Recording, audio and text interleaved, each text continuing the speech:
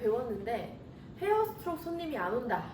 어떻게 하면 헤어스트록 손님을 많이 오게 할 수 있을까에 대한 고민들이 좀 많으신 것 같아요.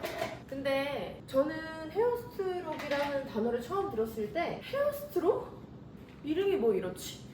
이게 뭐지? 라는 생각이 들었어요. 그러면서 더불어 페더링? 이 둘의 차이점이 뭐지? 이게 나조차도 몰랐었다고. 근데 어느 정도 내가 여러 기법을 좀 배우면서 이 헤어스트록이라는 기법 자체를 계속 보다 보니까 이게 너무 예쁜 거예요. 그래서 이제 내가 어떻게든 배웠어. 배워서 막상 돌아왔는데 원장님 모델 구하기도 힘들어요. 고객들이 안 받으려고 해요. 그리고 왠지 모르게 헤어스트록은 더 비싸게 둬야 되니까 뭔가 말하기도 조심스럽고 엠보보다 더 비싼 이유도 잘 모르겠어요. 아직 제가 못하는데 그 돈을 받아도 될까요? 라는 질문들이 굉장히 많았어요. 헤어스트록은 그냥 이쁘니까 받았었던 거지 헤어스트록이 뭔지 나도차도 모르는 상황에서 이걸 고객한테 설명을 해주기가 자신이 없는 거죠. 그래서 모델을 어떻게 구해야 되는지 어떻게 고객을 유치를 해야 되는지 그러다 보니까 다시 원래의 나로 돌아가 있어. 그러면서 헤어스트록을 포기하는 그 과정. 몇몇 분은 그렇게 겪을 것 같아요. 아 그냥 내가 잘하는 거나 어차피 뭐 고객도 잘 안 구해지고 모델도 잘 안 구해지는데 굳이 내가 뭐하러 이걸 할 필요가 있나. 근데 저는 헤어스트록을 처음 딱 배웠을 때 무슨 생각을 했냐면 내가 되게 초심으로 돌아간 기분? 엠보나 머신이나 수지나 아이라인이나 여러 가지 어려운 과정들을 겪었지만 헤어스트록은 뭔가 생소하기도 하고 아는 사람이 많이 없기 때문에 저는 초심으로 돌아간 것 같았어요. 그래서 초심으로 돌아가야 된다. 고객도 모델도 홍보도 인스타 사진들도 모조리 다 초심으로 돌아가야 된다고 생각을 했어요. 내가 이거를 알리기 위해서 어떻게 해야 되는가. 그럼 일단 첫 번째, 알리기.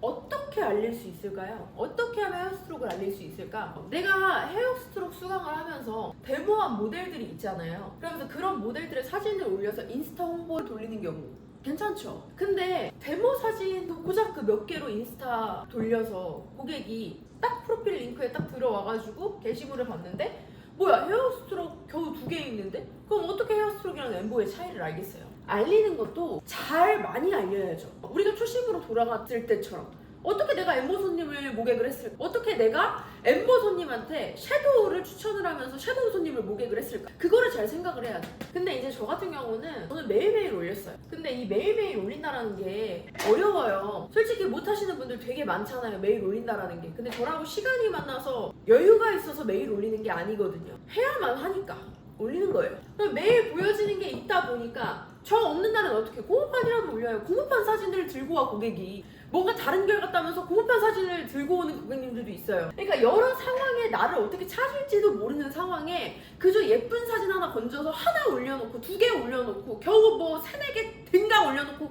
홍보 돌려봤자 알려지겠냐고. 당연히 안 알려지겠죠. 그만큼의 데이터가 쌓여야겠죠. 그리고 두 번째, 헤어스트록. 결에 음영을 넣는 작업이에요. 근데 이게 엠보랑 뭐가 다르냐고. 이거에 대한 팜플렛이나 이거에 대한 것들을 올리려고 노력을 해봤는지 저는 궁금해요. 정말 노력을 했는지. 헤어스트록이랑 엠보에 차이점이 있어야지 고객이 내가 연습을 할 때 엠보 말고 헤어스트록을 선택을 할 거 아니에요. 저는 헤어스트록에 대한 데이터들이 많이 없고 시술 사진이 많이 없기 때문에 아직 못 만들었어요. 어떻게든 구해야죠. 무료 모델을 구하든 가족을 총동원하든 어떻게든 구해야죠. 그래도 모델이 없는데 어떡해요? 근데 그러기에는 모델을 구해서 어떻게든 하시는 분들이 있기 때문에 그거는 핑계예요. 핑계. 어떻게든 구해서 이 2가지의 팜플렛을 만들어야죠. 세 번째, 헤어스트록 금액. 헤어스트록이나 페더링 금액이 비싸지니까 뭔가 비싸게 받아야 될 것 같은 거예요. 그러니까 보는 눈은 높아지고 남들 다 비싸게 받으니까 잘 모르겠지만 비싸게 받아야 될 것 같아서 이제 올려놨는데 금액 같은 경우는요. 저로 예를 들면 어떻게 했냐면 제가 헤어스트록을 딱 처음 알고 엠보랑 차별화를 두고 싶고 이만큼의 데이터와 인상이 나에게 있어야 되는데 이거를 어떻게 하면 고객들한테 설득을 시킬까 이거를 생각을 많이 했거든요. 어느 정도 공모판 연습을 해놓고 터치법이 좀 이제 되니까 제가 고객님들한테 얘기를 했죠. 엠보 가격으로 이 헤어스트록하는 기법을 해주겠다. 물론 어느 정도의 데이터를 쌓아놨죠. 그래서 해주겠다 하고서는 저는 엠보 가격을 받았어요. 엠보 가격으로 헤어스트록을 했었던 거예요. 어느 정도 잘해지고 내가 이 기법에 대해서 그만큼의 연습 시간과 그만큼의 열정을 쏟아 부었다면 원장님들은 나중에 헤어스트록 금액을 천차만별로 올릴 수 있어요. 근데 저는 솔직히 적어도 내가 어느 정도 경험을 하기 전까지 예를 들면 6개월에서 1년 이 정도는 엠보 가격으로 고객들한테 만족도를 주세요. 그러면 정말 소개가 물밀듯이 들어올 거예요. 왜? 나는 엠보 받았는데 눈썹이 붉어지거나 자연스럽다고 해서 받았는데 나는 너처럼 눈썹이 사실적이지 않은데? 너는 되게 눈썹 같다. 선명함의 자연스러움태가 좀 다를 수 있거든요. 옛날 엠보 기법에 비해서는. 그렇기 때문에 금액 같은 부분은 내가 어느 정도 감수하면서 모델을 구할 생각을 하셔야 돼요. 그리고 네 번째, 제가 아까도 얘기했지만 초심을 잃으시면 안 돼요.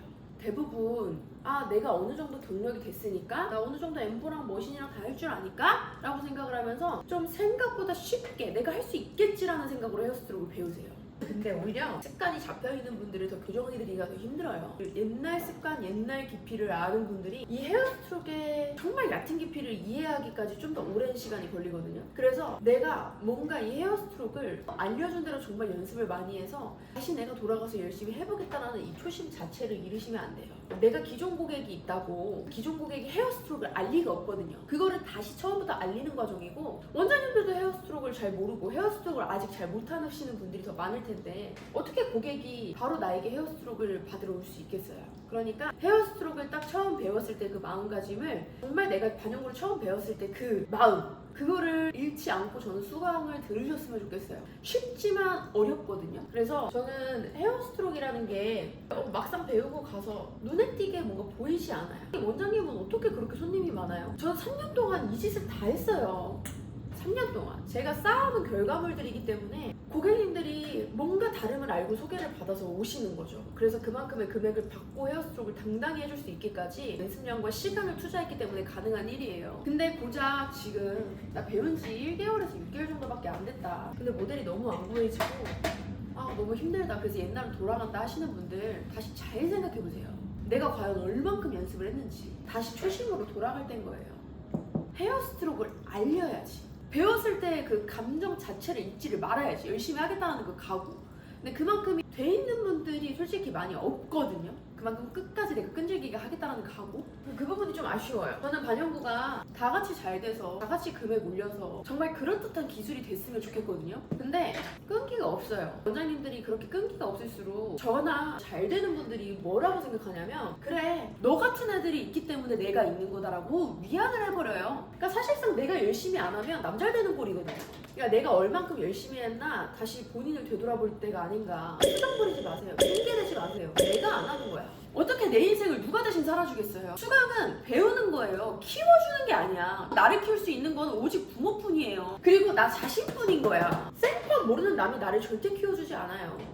제가 평상시에는 즐겁게 무언가 하려고 노력을 하는 스타일인데, 저는 제 일을 할 때만큼은 생각보다 많이 좀 극단적이고 단호해요. 제가 제 일을 우습게 하겠어요? 웃기게 하겠어요? 평상시 일상생활을 그렇게 재밌게 지낼 뿐이지 현실은 다르다고. 그거를 잘 생각하고 연습하고 깨닫고 다시 일어서야 된다. 주저앉지 말고 많이 연습하세요. 많이 올리고요. 보여지는 게 많을수록 사람은 많이 와요. 보여지는 게 없는데 어떻게 사람이 와? 그런 거를 잘 생각할 때라고. 정말 입 아프게 말하면서 수강을 했는데, 그럼에도 불구하고 정말 저의 열정만큼을 보여주는 수강생들이 손에 꼽아요. 그렇다면 말 다 했죠. 세상에 본인은 간절하다고 느끼지만 나보다 더 간절한 사람들 많거든요. 간절함이 나를 높이 발전시키는 거예요. 먹고 살만하니까 안 하는 거야. 하세요. 지금이라도 늦지 않았어. 할 수 있어.